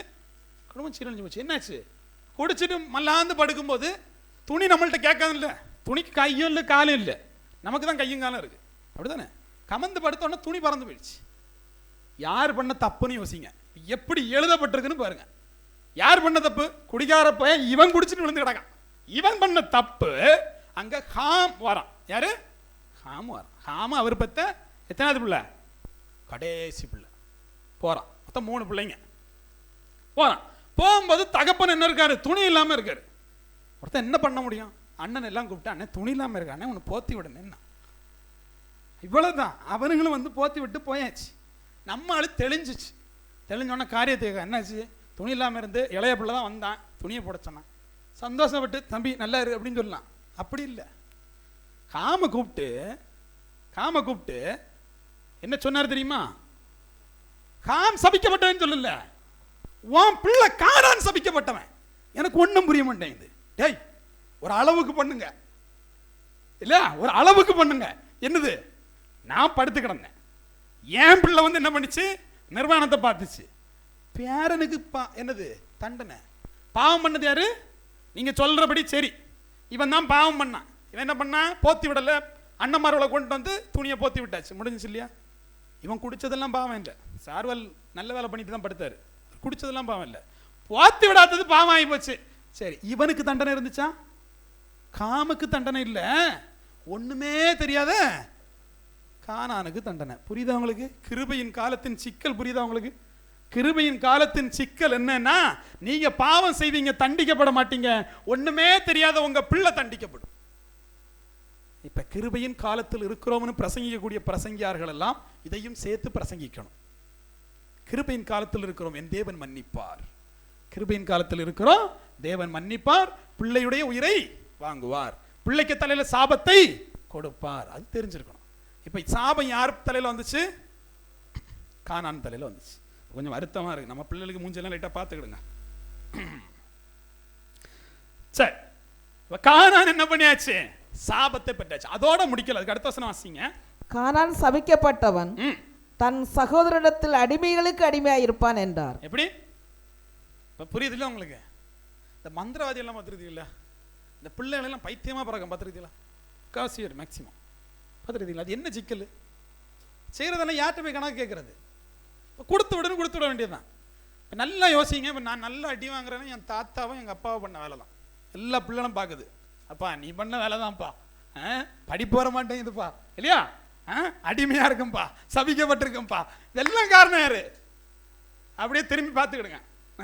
நம்மளை பெற்று வளர்த்துறவிய தான். இனிமேல் காரணம் ஏதாவது ஏன் ப்ரேயர் பண்ணலன்னு கேட்டால், நீங்கள் ப்ரேயர் பண்ணியிருந்தா எல்லாம் ஒழுங்காக இருந்திருக்கும், இல்லையா? வழக்கமாகவே அப்படி தான் நம்ம பிள்ளைய கேட்கறது. முதல்ல நீ ப்ரேயர் பண்ணுமா அப்படிங்கிற மாதிரி. பாருங்க, தேவ சமூகத்தில் கிருபையின் காலம் என்பது மகிழ்ச்சியின் காலம் இல்லை. நியாயப்பிரமாணத்தில் கூட நான் பாவம் பண்ணால் என்ன அடிச்சுட்டு போயிட்டே இருக்கலாம், என் பிள்ளைய வச்சு அடிக்கிறது இருக்கு இல்லையா, அது ரொம்ப கஷ்டமானது. ரொம்ப ரொம்ப கஷ்டமான ஒரு தருணம். வாசிக்கலாம் 3வது அதிகாரம் 17வது வசனம், ஆதியாகமம். பின்பு அவர் ஆதாமை நோக்கி, நீ உன் மனைவியின் வார்த்தைக்கு செவி கொடுத்து புசிக்க வேண்டாம் என்று நான் உனக்கு விளக்கின விருட்சத்தின் கனியை புசித்தபடியினாலே நீ பூமி உன் நிமித்தம் சபிக்கப்பட்டிருக்கும், நீ உயிரோடு இருக்கும் நாளெல்லாம் வருத்தத்தோடு அதன் பலனை புசிப்பாய். பாருங்க, இந்த இடத்துல நீங்க மொத்தமா கதையை ஒன்று புரிஞ்சுக்கணும். நியாயப்பிரமாணம் இருந்துச்சா? பவுல் என்ன சொன்னார்? நியாயப்பிரமாணம் என்பது சாபம்னாரு. நம்ம இப்போ கிருபையை பார்த்தோம்ல, கிருபைங்கிறது என்னது? பிள்ளைக்கு சாபம். நியாயப்பிரமாணம் உனக்கு சாபம், கிருபை பிள்ளைக்கு சாபம். ஆக மொத்தம் எல்லாம் சாபம் தான், இல்லையா? 2 வழி தான் இருக்கு நீதிமானாக. கிருபையால் விசுவாசத்தால் நீதிமானாகலாம். விசுவாசம் இல்லைன்னா பிள்ளையும் சேர்த்து சாபத்தையும் மரணத்தையும் பெற்றுக்கொள்ளும். இல்லை நீங்கள் பாவமே செய்யாமல் இருக்கணும் அப்படின்னா நீங்கள் நீதிமான் ஆகலாம். நீங்கள் பாவம் செஞ்சீங்கன்னா நீங்கள் சபிக்கப்படுவீங்க, நீங்கள் மரணம் பெறுவீங்க. 2 வழி தான் இருக்குது. அப்போ எல்லாமே சாபம் தான். உங்களை சாபம் இன்னும் விடவே இல்லை. இது எங்கே ஆரம்பித்த சாபம் தெரியுமா? ஆதாம்னு ஒரு நல்ல மனுஷன் இருந்தான். அவன் ஒருவேளை என்னவா இருந்திருக்கலாம்? சைனீஸாக இருந்திருக்கலாம். ஒரு பாம்பு வந்துச்சு. பாம்பு வந்து என்ன சொல்லிச்சு? அந்த ஆப்பிளை தின்னுறா. உங்களுக்கு தெரிஞ்ச மாதிரி கதையில் சொல்லேன், இந்த ஆப்பிளை தின்னு. இல்லை கடவுள் தின்னப்படாதுன்னாரு. தின்னுமக்கா பார்த்துக்கலாமக்கா, நீ அவரை மாதிரி ஆயிடுவேன்னு பொறாமையில சொன்னார். அப்படியான்னு சொல்லிட்டு ஆப்பிளை தின்னிட்டான். இவன் சைனீஸ்காரனாக இருந்தால் பசிச்சுன்னு சொல்லிட்டு ஆப்பிளை தின்னிருக்க மாட்டான், பாம்பை பிடிச்சி தின்னிருப்பான். அதோட பாம்பு கதை முடிஞ்சு போயிருக்கும். இந்த பாவமும் இருந்திருக்காது, ஒன்றும் இருந்திருக்காது, இல்லையா? சிக்கலாக என்ன ஆகி போச்சு? பாம்பு தப்பிட்டு ஆப்பிளை தின்னிட்டான். நீங்கள் சொன்ன மாதிரி. அப்போ இன்றைக்கெல்லாம் ஆப்பிள் 1/2 கிலோ வாங்கி தின்றீங்களா? முடிஞ்சு, எல்லாம் முடிஞ்சு. ஏதேன் தோட்டத்திலிருந்து துரத்தப்பட்டவர்கள். இல்லை, ஆப்பிள் தின்றது பிரச்சனை இல்லை, நம்மால் போட்டால் தான் அது ஆப்பிள், இல்லையா? அது பைபிள் என்ன சொல்லுது? இது நன்மை தீமை அறியத்தக்க விருட்சம். நல்லது கெட்டதுங்கிறது தெரிஞ்சுக்கிறது. நல்லது கெட்டதுங்கிறது தெரிஞ்சுக்கிறது ஒரு பெரிய ஆபத்தானது தான். ஏன்? நல்லது கெட்டதுங்கிறது தெரிஞ்சுக்கிறது ரொம்ப ஆபத்தானது தான். இப்போ நியாயப்பிரமாணம் வர்ற வரைக்கும் அங்கே என்ன இல்லை? பாவமும் மரணமும் இல்லை. புரிஞ்சு இல்லையா? நியாயப்பிரமாணம் இருக்க வரைக்கும் நல்லது கெட்டது தெரிஞ்சிச்சுன்னா மரணமும் ஜீவனும் வரும். மரணமும் ஜீவன் வரும். தேவன் உங்களுக்கு கொடுத்த எல்லாத்திலையும் மரணம் ஜீவன் இருக்கு. என்னெல்லாம் இருக்கு? ஞானஸ்தானம் ஒன்று கொடுத்தாரா? ஞானஸ்தானத்தில் அவரோடு மரித்து அவரோடு உயிர் தள்ளுறீங்க. இப்போ சில பேர் பாவத்தோட போவான், செத்து தான் அங்கே தான் சாவான். அப்போ உயிர் வராது. ஏன்? உள்ளவன் மனம் திரும்பி போயிருக்க மாட்டான். ஒரு குளியலுக்காக போவான், பாஸ்டர் முக்கி விடுறாரு, குளிச்சுட்டு வருவான், 1 வாரம் குளிக்கலை அப்படின்னு போயினா செத்த சாவுதான், உயிர் தள்ளுதல் வராது, இல்லையா? இன்னொரு பிரச்சனை இருக்கு. இங்கே சரீரத்தை ரத்தத்தையும் பானம் பண்ண வருவீங்க, இல்லையா? அவருடைய திராட்சை ரசத்தை கொடுப்பாங்க, அப்பத்தை கொடுப்பாங்க, இல்லையா? அது 2ஐயும் செய்யணும் பைபிள் சொல்லுது. என்ன செய்யும்? ஜீவனையும் கொடுக்கும், மரணையும் கொடுக்கும். நிறைய பேர் வந்துட்டு கொடுக்குறாருன்னு ஓசியா தின்னிட்டீங்கன்னா செத்து போயிருவீங்க. புரியுதா உங்களுக்கு? அப்போ அதுக்குன்னு ஒரு தகுதி இருக்கு. எல்லாத்துலேயுமே பைபிள் என்ன இருக்கு? 2மே இருக்கு. என்ன இருக்கு? மரணமும் இருக்கு, ஜீவனும் இருக்கு. அப்போ நல்லது தீமையை தெரிகிறது ஒரு கஷ்டம். ஆதாம் காதை பற்றிட்டு அப்படியே போயிருந்துருக்கணும், இல்லையா? என்ன பண்ண? கல்யாணம் பண்ணி தொலைச்சிட்டான். பொண்டாட்டி சொல்லதை கேட்காம இருக்க முடியுமா? அப்புறம் சோறு கிடையாது. தின்னுன்னா தின்னேன் அப்படின்னா முடிஞ்சு 2 பேரும் சேர்ந்து வெளியே போங்கடா அப்படி. பாருங்க, இப்போ கேட்டான் சிக்கலாகி போச்சு. என்ன ஆகி போச்சு? 2 பேரும் சேர்ந்து வெளியே போயின்னு ஆகி போச்சு. அப்போ ரொம்ப முக்கியமானது எதை கேட்கணும், எதை கேட்கக்கூடாது அப்படிங்கிறது ரொம்ப முக்கியமானது. இப்போ ஆதாமா நம்ம இருக்கக்கூடாது. யாரா இருக்கக்கூடாது? ஆதாமா இருக்கக்கூடாது. பாருங்க, இந்த இடத்துல தேவன் எதை கொடுத்தார்? சாபத்தை யாரே கொடுத்தார்? ஆதாம கொடுத்தாரா, பூமியை கொடுத்தாரா? பூமியை கொடுத்தாரு. இவருக்கு பேட்டர்ன் உங்களுக்கு புரியுது இல்லை? ஆள் ஒரு மாதிரி டைப் தான். எப்படி செய்கிறவனை விட்டுருவாரு, சம்பந்தமே இல்லாதது கொடுத்து சாபத்தை கொடுத்துறாரு. தப்பு பண்ணது ஆதாம், தண்டனை பூமிக்கு, இல்லையா? அப்ப இந்த கிருபையின் காலத்துல ஒரு சிக்கல் இருக்கு. தண்டனை பூமிக்கு, வருத்தம் யாருக்கு? வருத்தம் யாருக்கு? ஆதாமுக்கு. வருத்தம் யாருக்கு? ஆதாமுக்கு. வலி யாருக்கு? ஏவாளுக்கு. உங்களுக்கு புரியுது இல்லையா? உங்க வீட்டில் நல்லா யோசிங்க. நீங்க எல்லாம் வருத்தப்படுறீங்க இல்லையா? நீங்க பண்ண தப்பு இல்லப்பா, உங்க பாட்டேன் ஆதாம் பண்ண வேலை. நீங்க எல்லாம் வலியோட இருக்கிறீங்க இல்லையா? காரணம் என்ன? நம்ம ஏவாள் பண்ண வேலை. உங்களுக்கு புரியுது இல்லையா? தேவன் சாபத்தை பூமிக்கும் வருத்தத்தை உங்களுக்கும் கொடுத்து விட்டார். இப்போ எல்லார்ட்டையும் வருத்தம் இருக்கு. எல்லாரும் அதிகபட்சம் என்ன பண்ண முடியும்? வருத்தப்பட முடியும் இல்லையா? அதிகபட்சமாக என்ன பண்ண முடியும்? இப்போ ஒப்பாரி வைக்க முடியும், அப்படிதானே? அதிகபட்சமாக போய் வந்து எப்பா என்ன பண்றது தேவனே ஒன்றும் தெரியலையே அப்படின்ட்டு. இப்போ தேவன் பெரிய நல்ல மனுஷன். வருத்தப்பட்டு பாரம் சுமப்பவர்களே, வருத்தத்தை தந்ததே நீங்க தான். எப்படி? இந்த வருத்தத்தை கொடுத்ததே நீங்க தான். எல்லோரும் என்னிடத்தில் வாருங்கள், நான் உங்களுக்கு இளைப்பாறுதலை தருவேன். இளைப்பாறுதல் மட்டுமல்ல, அந்த வருத்தத்தை கொடுத்ததும் நீங்க தான். அதான் சிக்கல். இப்ப தேவன் தான் உங்களுக்கு வருத்தத்தை கொடுத்திருக்காரு. வாழ்க்கை முழுக்க வருத்தப்படுறீங்க இல்லையா? இப்ப ஒரே வழி, இந்த வருத்தம் போனோம்னா என்ன போனோம்? தேவன்கிட்ட போனோம். யார்ட்ட போனோம்? இங்க வந்திருக்க யாராச்சும் சந்தோஷமா வந்துருக்குதுங்களா? உங்களை அழைத்த போது எப்படி அழைத்து? ஏதோ ஒரு வருத்தம் இருந்திருக்கும். அதன் மத்தியில கூப்பிட்டா தான் வருவேன். சந்தோஷமா இருக்கவனை கூப்பிட்டா நான் தான் சந்தோஷமா இருக்கேன், எனக்கு கடவுள் இல்லையா? இப்ப வருத்தம் கொடுக்க வேண்டிய தேவை இருக்கு. வருத்தத்தை கொடுத்து எடுப்பாரு. நிறைய நேரத்துல எல்லாம் ஏன் பிரச்சனை வருதுன்னு யோசிப்பீங்கல்ல. கடவுளை விட்டு ரொம்ப தள்ளி இருக்கிறிய, கடவுளுக்கு தேவைப்படுது, அதனால வருத்தத்தை கொஞ்சம் எக்ஸ்ட்ராவா தருவார். எந்த வீட்டுல எல்லாம் வருத்தம் இருக்கோ அப்ப கடவுள் பக்கமா போனோம். இப்ப வருத்தப்பட்டு பாரம் சுமப்பவர்களே, நீங்கள் எல்லோரும் என்னிடத்தில் வாருங்கள், நான் உங்களுக்கு என்ன தருவேன்? இளைப்பாறுதலை தருவேன். இந்த இளைப்பாறுதலுக்கு வேண்டி தான் ஓடிட்டு இருக்கோம். எதுக்கு வேண்டி ஓடுறோம்? இளைப்பாறுதலுக்கு வேண்டி தான் ஓடுறோம். மொத்த கதை புரியுது இல்லையா? மரணத்தை நீக்கி வருத்தத்தை கொடுத்தாரு. வருத்தத்தில் இருந்து விடப்படுறா இளைப்பாறுதல் தேவை. இளைப்பாறுதல் எங்க தேவை? இளைப்பாறுதல் எங்க தேவை? பரதேசிக்கு போனோம். எங்க போனோம்? பரதேசிக்கு போனோம். பரதேசிக்கு உள்ள எடுப்பாரா இல்லையாங்கிறதா இப்ப சிக்கல் இல்லையா? நித்திய ஜீவனை கொடுப்பாரா இல்லையாங்கிறதா சிக்கல். இந்த பூமியில எப்படி வாழ்றீங்களோ அதுக்கு ஏற்றபடிதான் உங்களுக்கு என்னது? இளைப்பாறுதல் கொடுக்க போறாரா இல்லையாங்கிறது. இளைப்பாறுதல் பெறுவது ஈஸி, எங்க பெறுறீங்கிறது தான் மேட்டர் இல்லையா? இளைப்பாறு செத்துட்டேன்னா இளைப்பாறுதல் தான், அப்படியே படுத்துக்கிட வேண்டியதான்.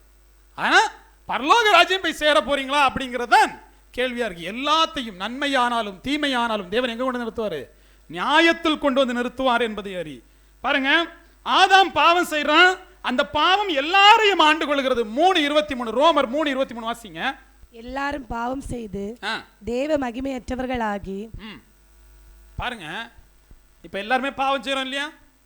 யார் மூலமா?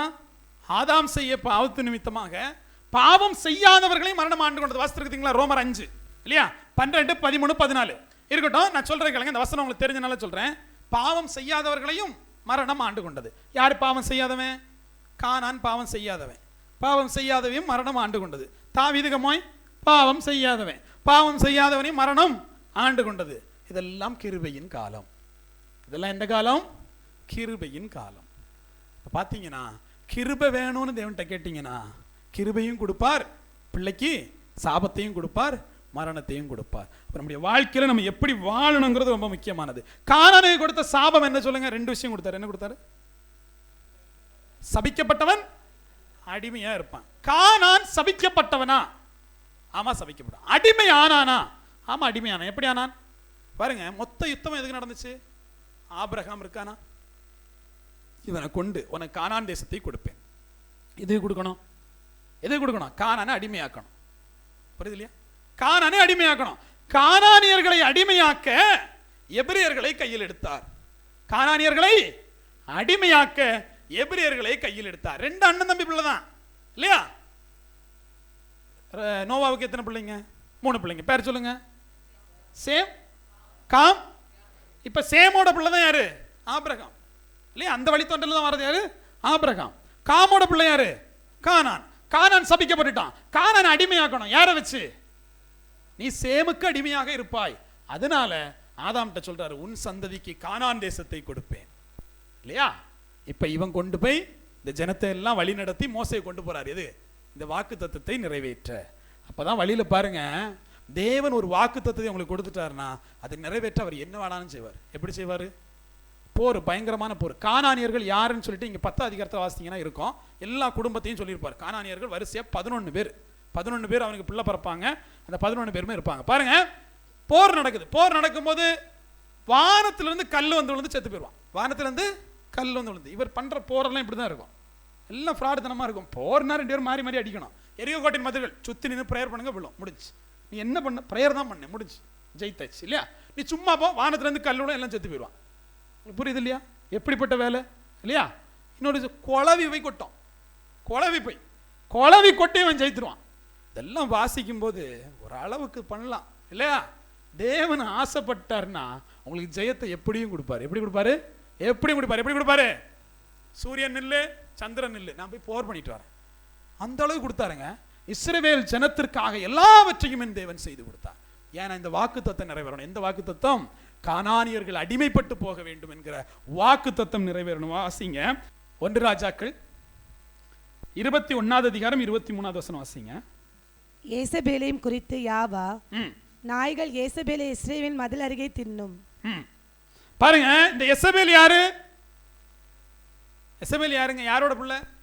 இதே கானான் சந்ததியுடைய பிள்ளை தான் யாரு? எசபேல். எசபேல். இப்ப எசபேலுக்கு விரோதமா யாரு போனா? தேவ பிள்ளைகளுக்கும் தேவ கோபமும் யார் மேல மூண்டது?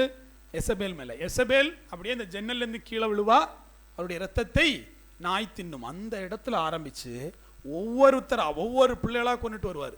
ஒவ்வொரு பிள்ளைகளா கொண்டு எங்க கொண்டு விடுவார்? கடைசி வரைக்கும். எங்க வரைக்கும்? யோசுவாவுடைய ஒவ்வொரு போர், கிதியோனுடைய ஒவ்வொரு போர், எல்லாத்திலையுமே இந்த சந்ததியை அடிச்சு ஒடிச்சு அடிமை ஆக்கும் போதுதான் கானான் தேசத்தை சுதந்திரித்துக் கொள்வார்கள். இதுதான் வாக்கு தத்தம் இல்லையா? தேவ சமூகத்தில் தேவன் ஒன்றை, ஒரு சாபத்தை கொடுத்தால் அந்த சாபம் என்னைக்கா இருந்தாலும் நிறைவேறும். எப்படி? எத்தனை வருஷம் கழிஞ்சு நிறைவேறும். கொடுத்த சாபம் நோவாவின் காலத்தில் நிறைவேறியது யாருடைய காலத்தில்? யோசுவாவுடைய காலத்தில். இத்தனை வருஷம் தாண்டியும் அந்த சாபம் உங்க வீட்டில் தான் இருக்கும். ஒரு பாவம் உங்கள்கிட்ட இருந்து தண்டனை இல்லாம போச்சுன்னா உன் பிள்ளைகளின் பிள்ளைகளை பிள்ளைகளின் பிள்ளைகளை அது பழி வாங்கி முடிக்கிற வரைக்கும் அது உங்க பின்னாடியே தான் வந்துட்டு இருக்கும். ரோமருடைய புஸ்தகம் 5வது அதிகாரம் 19 21 வாசிங்க. அன்றியும் ஒரே மனுஷனுடைய கீழ்ப்படியாமையினாலே அநேகர் பாவிகளாக்கப்பட்டது போல ஒருவனுடைய கீழ்ப்படிதலினாலே அநேகர் நீதிமான்களாக்கப்படுவார்கள். மேலும் மீதல் பெருகும்படிக்கு நியாயப்பிரமாணம் வந்தது.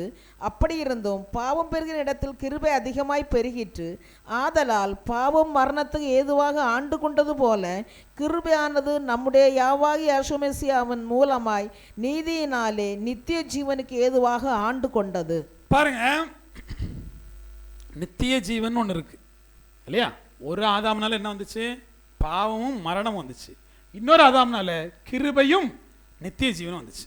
இப்போ நம்ம நினைக்க வேண்டியது, பாவத்தின் வழியை போய் மரணத்தை பெற முடியும் ஆதாம் போல, பிந்தின ஆதாம் போல கிருபையின் வழியில் போய் நித்திய ஜீவனையும் பெற முடியும். இந்த ரெண்டுல எதை தெரிந்தெடுக்க போறீங்க? பாவத்தின் வழியில் வாழ்றீங்கன்னா ஒரு நாள் மரணம் நிச்சயம்.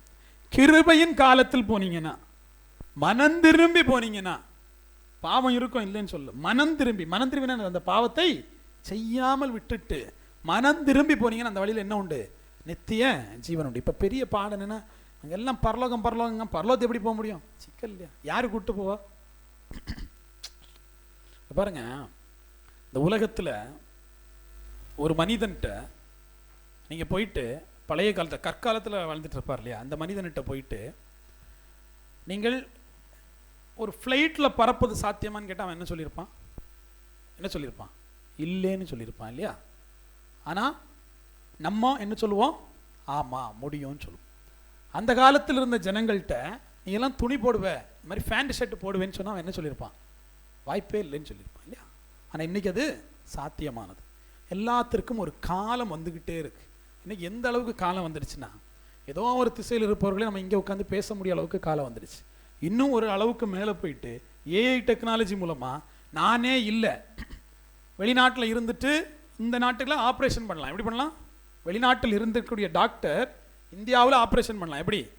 அவர் முன்னாடி ஒரு இது போட்டுருவாங்க, ஒரு டேபிள் போட்டிருப்பாங்க, அந்த இடத்துலையும் ஒரு டேபிள் போட்டிருப்பாங்க இல்லையா?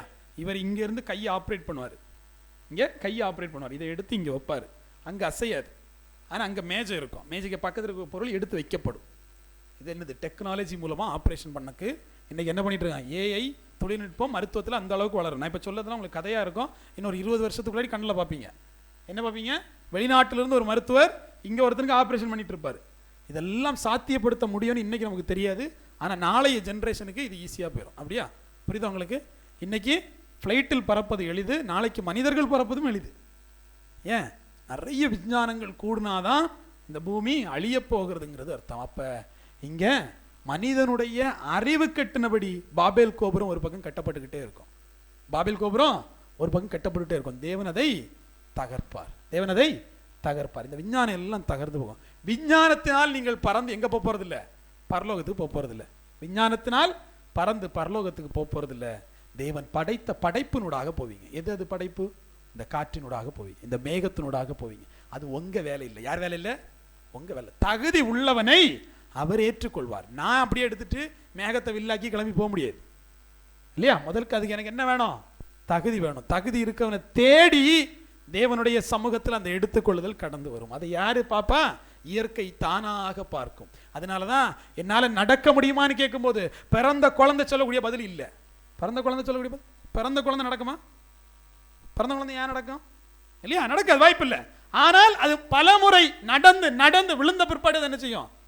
நடக்கும். அப்ப நீ பலமுறை பறந்து பறந்து விழணும். நாளைக்கே மேல மாடியில போயிட்டு குதிச்சு என் பேர் எழுதி வச்சுட்டு செத்துறப்படாது. நான் அந்த பரப்பை சொல்லல இல்லையா? புரிஞ்சுக்கணும். வேதம் என்ன சொல்லுது? மறுரூபத்தின் ஊடாக நீங்கள் என்ன பண்ணணும்? எடுத்துக்கொள்ளப்படணும். அப்ப மறுபடி மறுபடி மறுரூபம். பைபிள் என்ன சொல்லுது? பல படிநிலைகள் உள்ள மறுரூபத்தை சொல்லுது. இங்க எதையும் பண்றதில்லை. அப்படியே படுத்து தூங்கிட்டு இப்படியே வராது. ஞாயிற்றுக்கிழமை ஆச்சா எடு அந்த பைபிளை தூசி தட்டின்னு சொல்லிட்டு கிளம்பி வந்துட்டீங்கன்னா சிக்கல். அப்ப மறுரூபத்தினூடாக தான் நீங்க என்ன பண்ண முடியும்? அப்ப ஒவ்வொரு படிப்படியா என்ன பண்ணணும்? முதல்ல நடந்து பழகுனாதான் நடக்க முடியும். அப்ப பறந்து பழகுனாதான் பறக்க முடியும். பரலோகத்திற்கான படிக்கட்டை கொஞ்சம் கொஞ்சமா ஏற ஆரம்பிக்கணும். எத்தனை பேர் ஏறுறீங்க? பரலோகமா இருக்கட்டது ஒரு பக்கம் இல்லையா? அது பாத்துல இருக்கட்டும், நம்ம எதுக்கு டிஸ்டர்ப் பண்ணிட்டு. அவருக்கு விருப்பமானா கூட்டிட்டு போட்டு. ஆமா, சார்வால் இல்லைன்னா அங்கே ரொம்ப கவலை. உங்களை வந்து கஷ்டப்பட்டு தூக்கிட்டு தான் போகணும் இல்லையா? அப்போ நம்முடைய வேலை என்ன தெரியுமா? கிருபையோடு போனீங்கன்னா நித்திய ஜீவனை அடைய முடியும். வெளிப்படுத்தல வாசிக்கிறீங்களா? 2 சாட்சிகள், 2 சாட்சி வாசித்தீங்க இல்லையா? யார் அந்த 2 சாட்சி? மோசேயும் எலியாவும். எப்படி மோசே எலியா வந்துச்சு? 2 பேர் செய்யக்கூடிய அடையாளங்களை நாங்கள் பார்க்குறோம் இல்லையா? அதை வானத்தை அடைக்கானா அது எலியாவாக தான் இருக்கணும். அப்படியே தண்ணியெல்லாம் ரத்தமாக்கானா அது யாராக தான் இருக்கணும்? மோசையாக தான் இருக்கணும். 2 பேர் வந்துட்டாங்க. அடுத்த ஒரு எடுத்துக்காட்டு என்ன இருக்கு? அடுத்த எடுத்துக்காட்டு என்ன இருக்கு?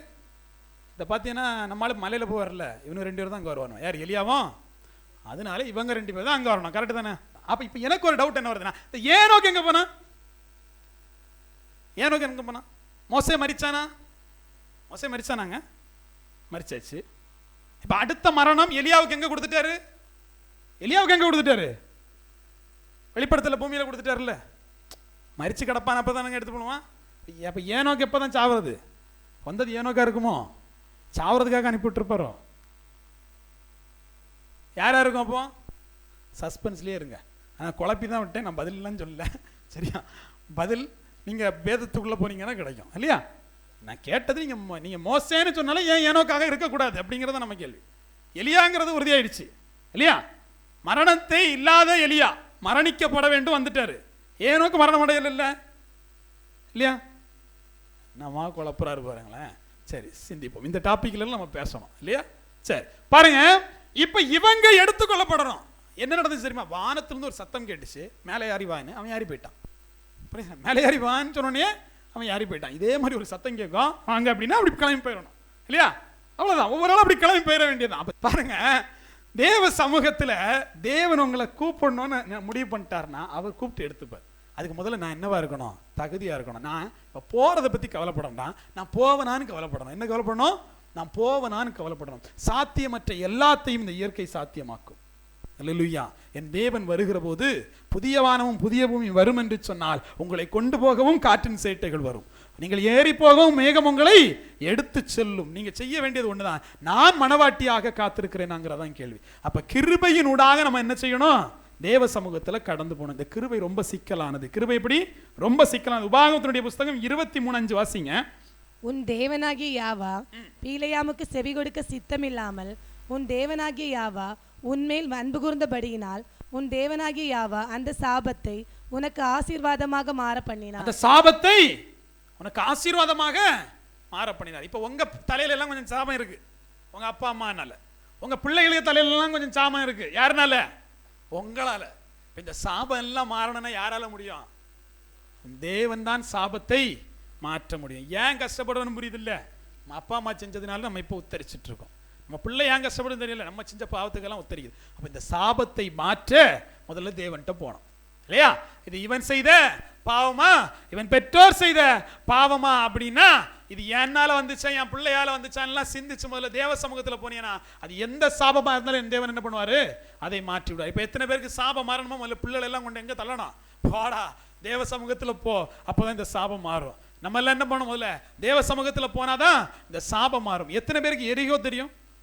எரிகோ தெரியும் இல்லையா? எல்லாருக்குமே தெரியும். வாசிக்கலாம், வாசிங்க. 1 ராஜாக்கள் 16:34 வாசிங்க. அவன் நாட்களிலே பெத்தேல் ஊரானாகிய ஈயேல் எரிகோவை கட்டினான்.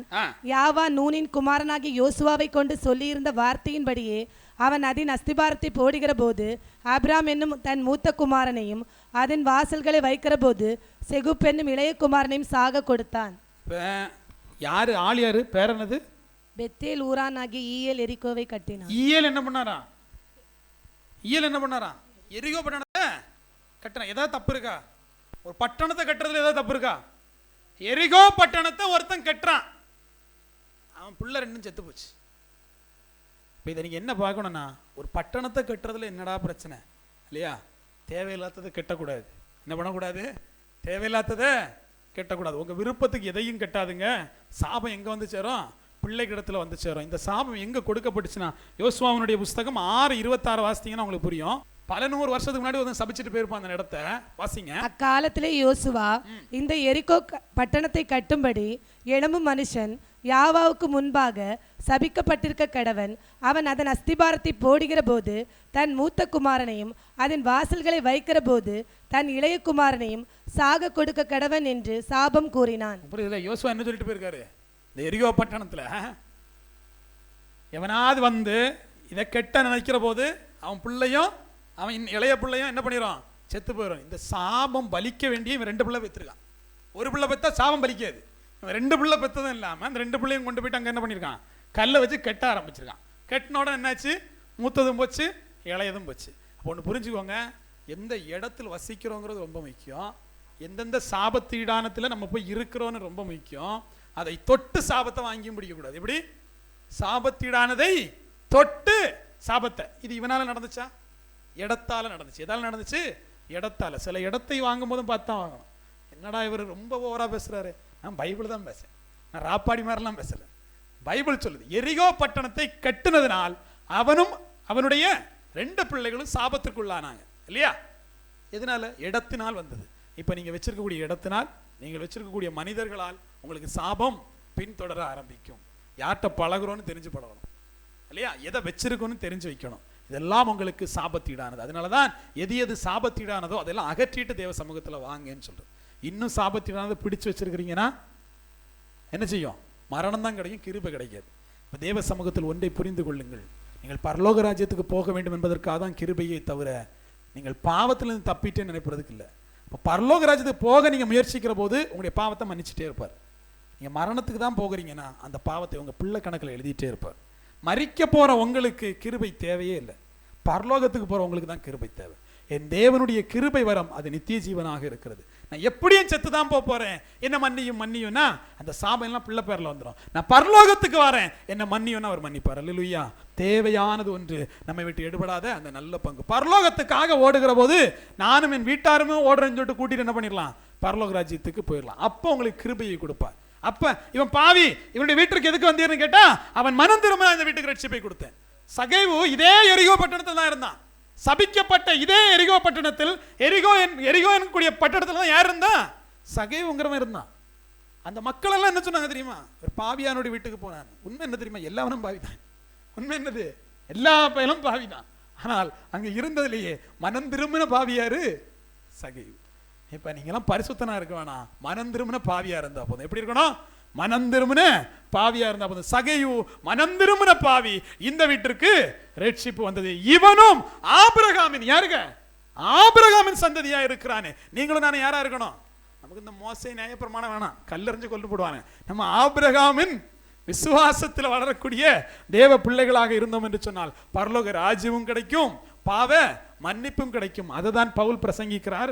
என்னன்னு, நான் ஒருவேளை இந்த நியாயப்பிரமாணத்தை பின்பற்றினால் அது எனக்கு என்னவா இருக்கும்? கலாத்தியர் 1:10. இப்பொழுது நான் மனுஷரையா தேவனையா யாரை நாடி போதிக்கிறேன்? மனுஷரையா பிரியப்படுத்த பார்க்கிறேன்? நான் இன்னும் மனுஷரை பிரியப்படுத்துகிறவனாய் இருந்தால் நான் மேசியாவின் ஊழியக்காரன் அல்லவே. இப்ப நான் மெசியாவின் ஊழியக்காரன், நான் யாரை திருப்திப்படுத்த பார்க்கிறேன்? நான் தேவனை திருப்திப்படுத்த பார்க்கிறேன்னா சாபத்தை சாபம்னு சொல்லணும். இது பண்றது குற்றம்னா குற்றம்னு சொல்லணும். ஆனால் இங்க என்ன ஆயிப்போச்சு? ஊழியங்கள் மாறி போச்சு. தேவனுக்கான ஊழியம் இல்லாம சாபத்திற்கான ஊழியங்கள் ஆயிப்போச்சு. நியாயப்பிரமாணம் எப்படி மாறி நிக்குது?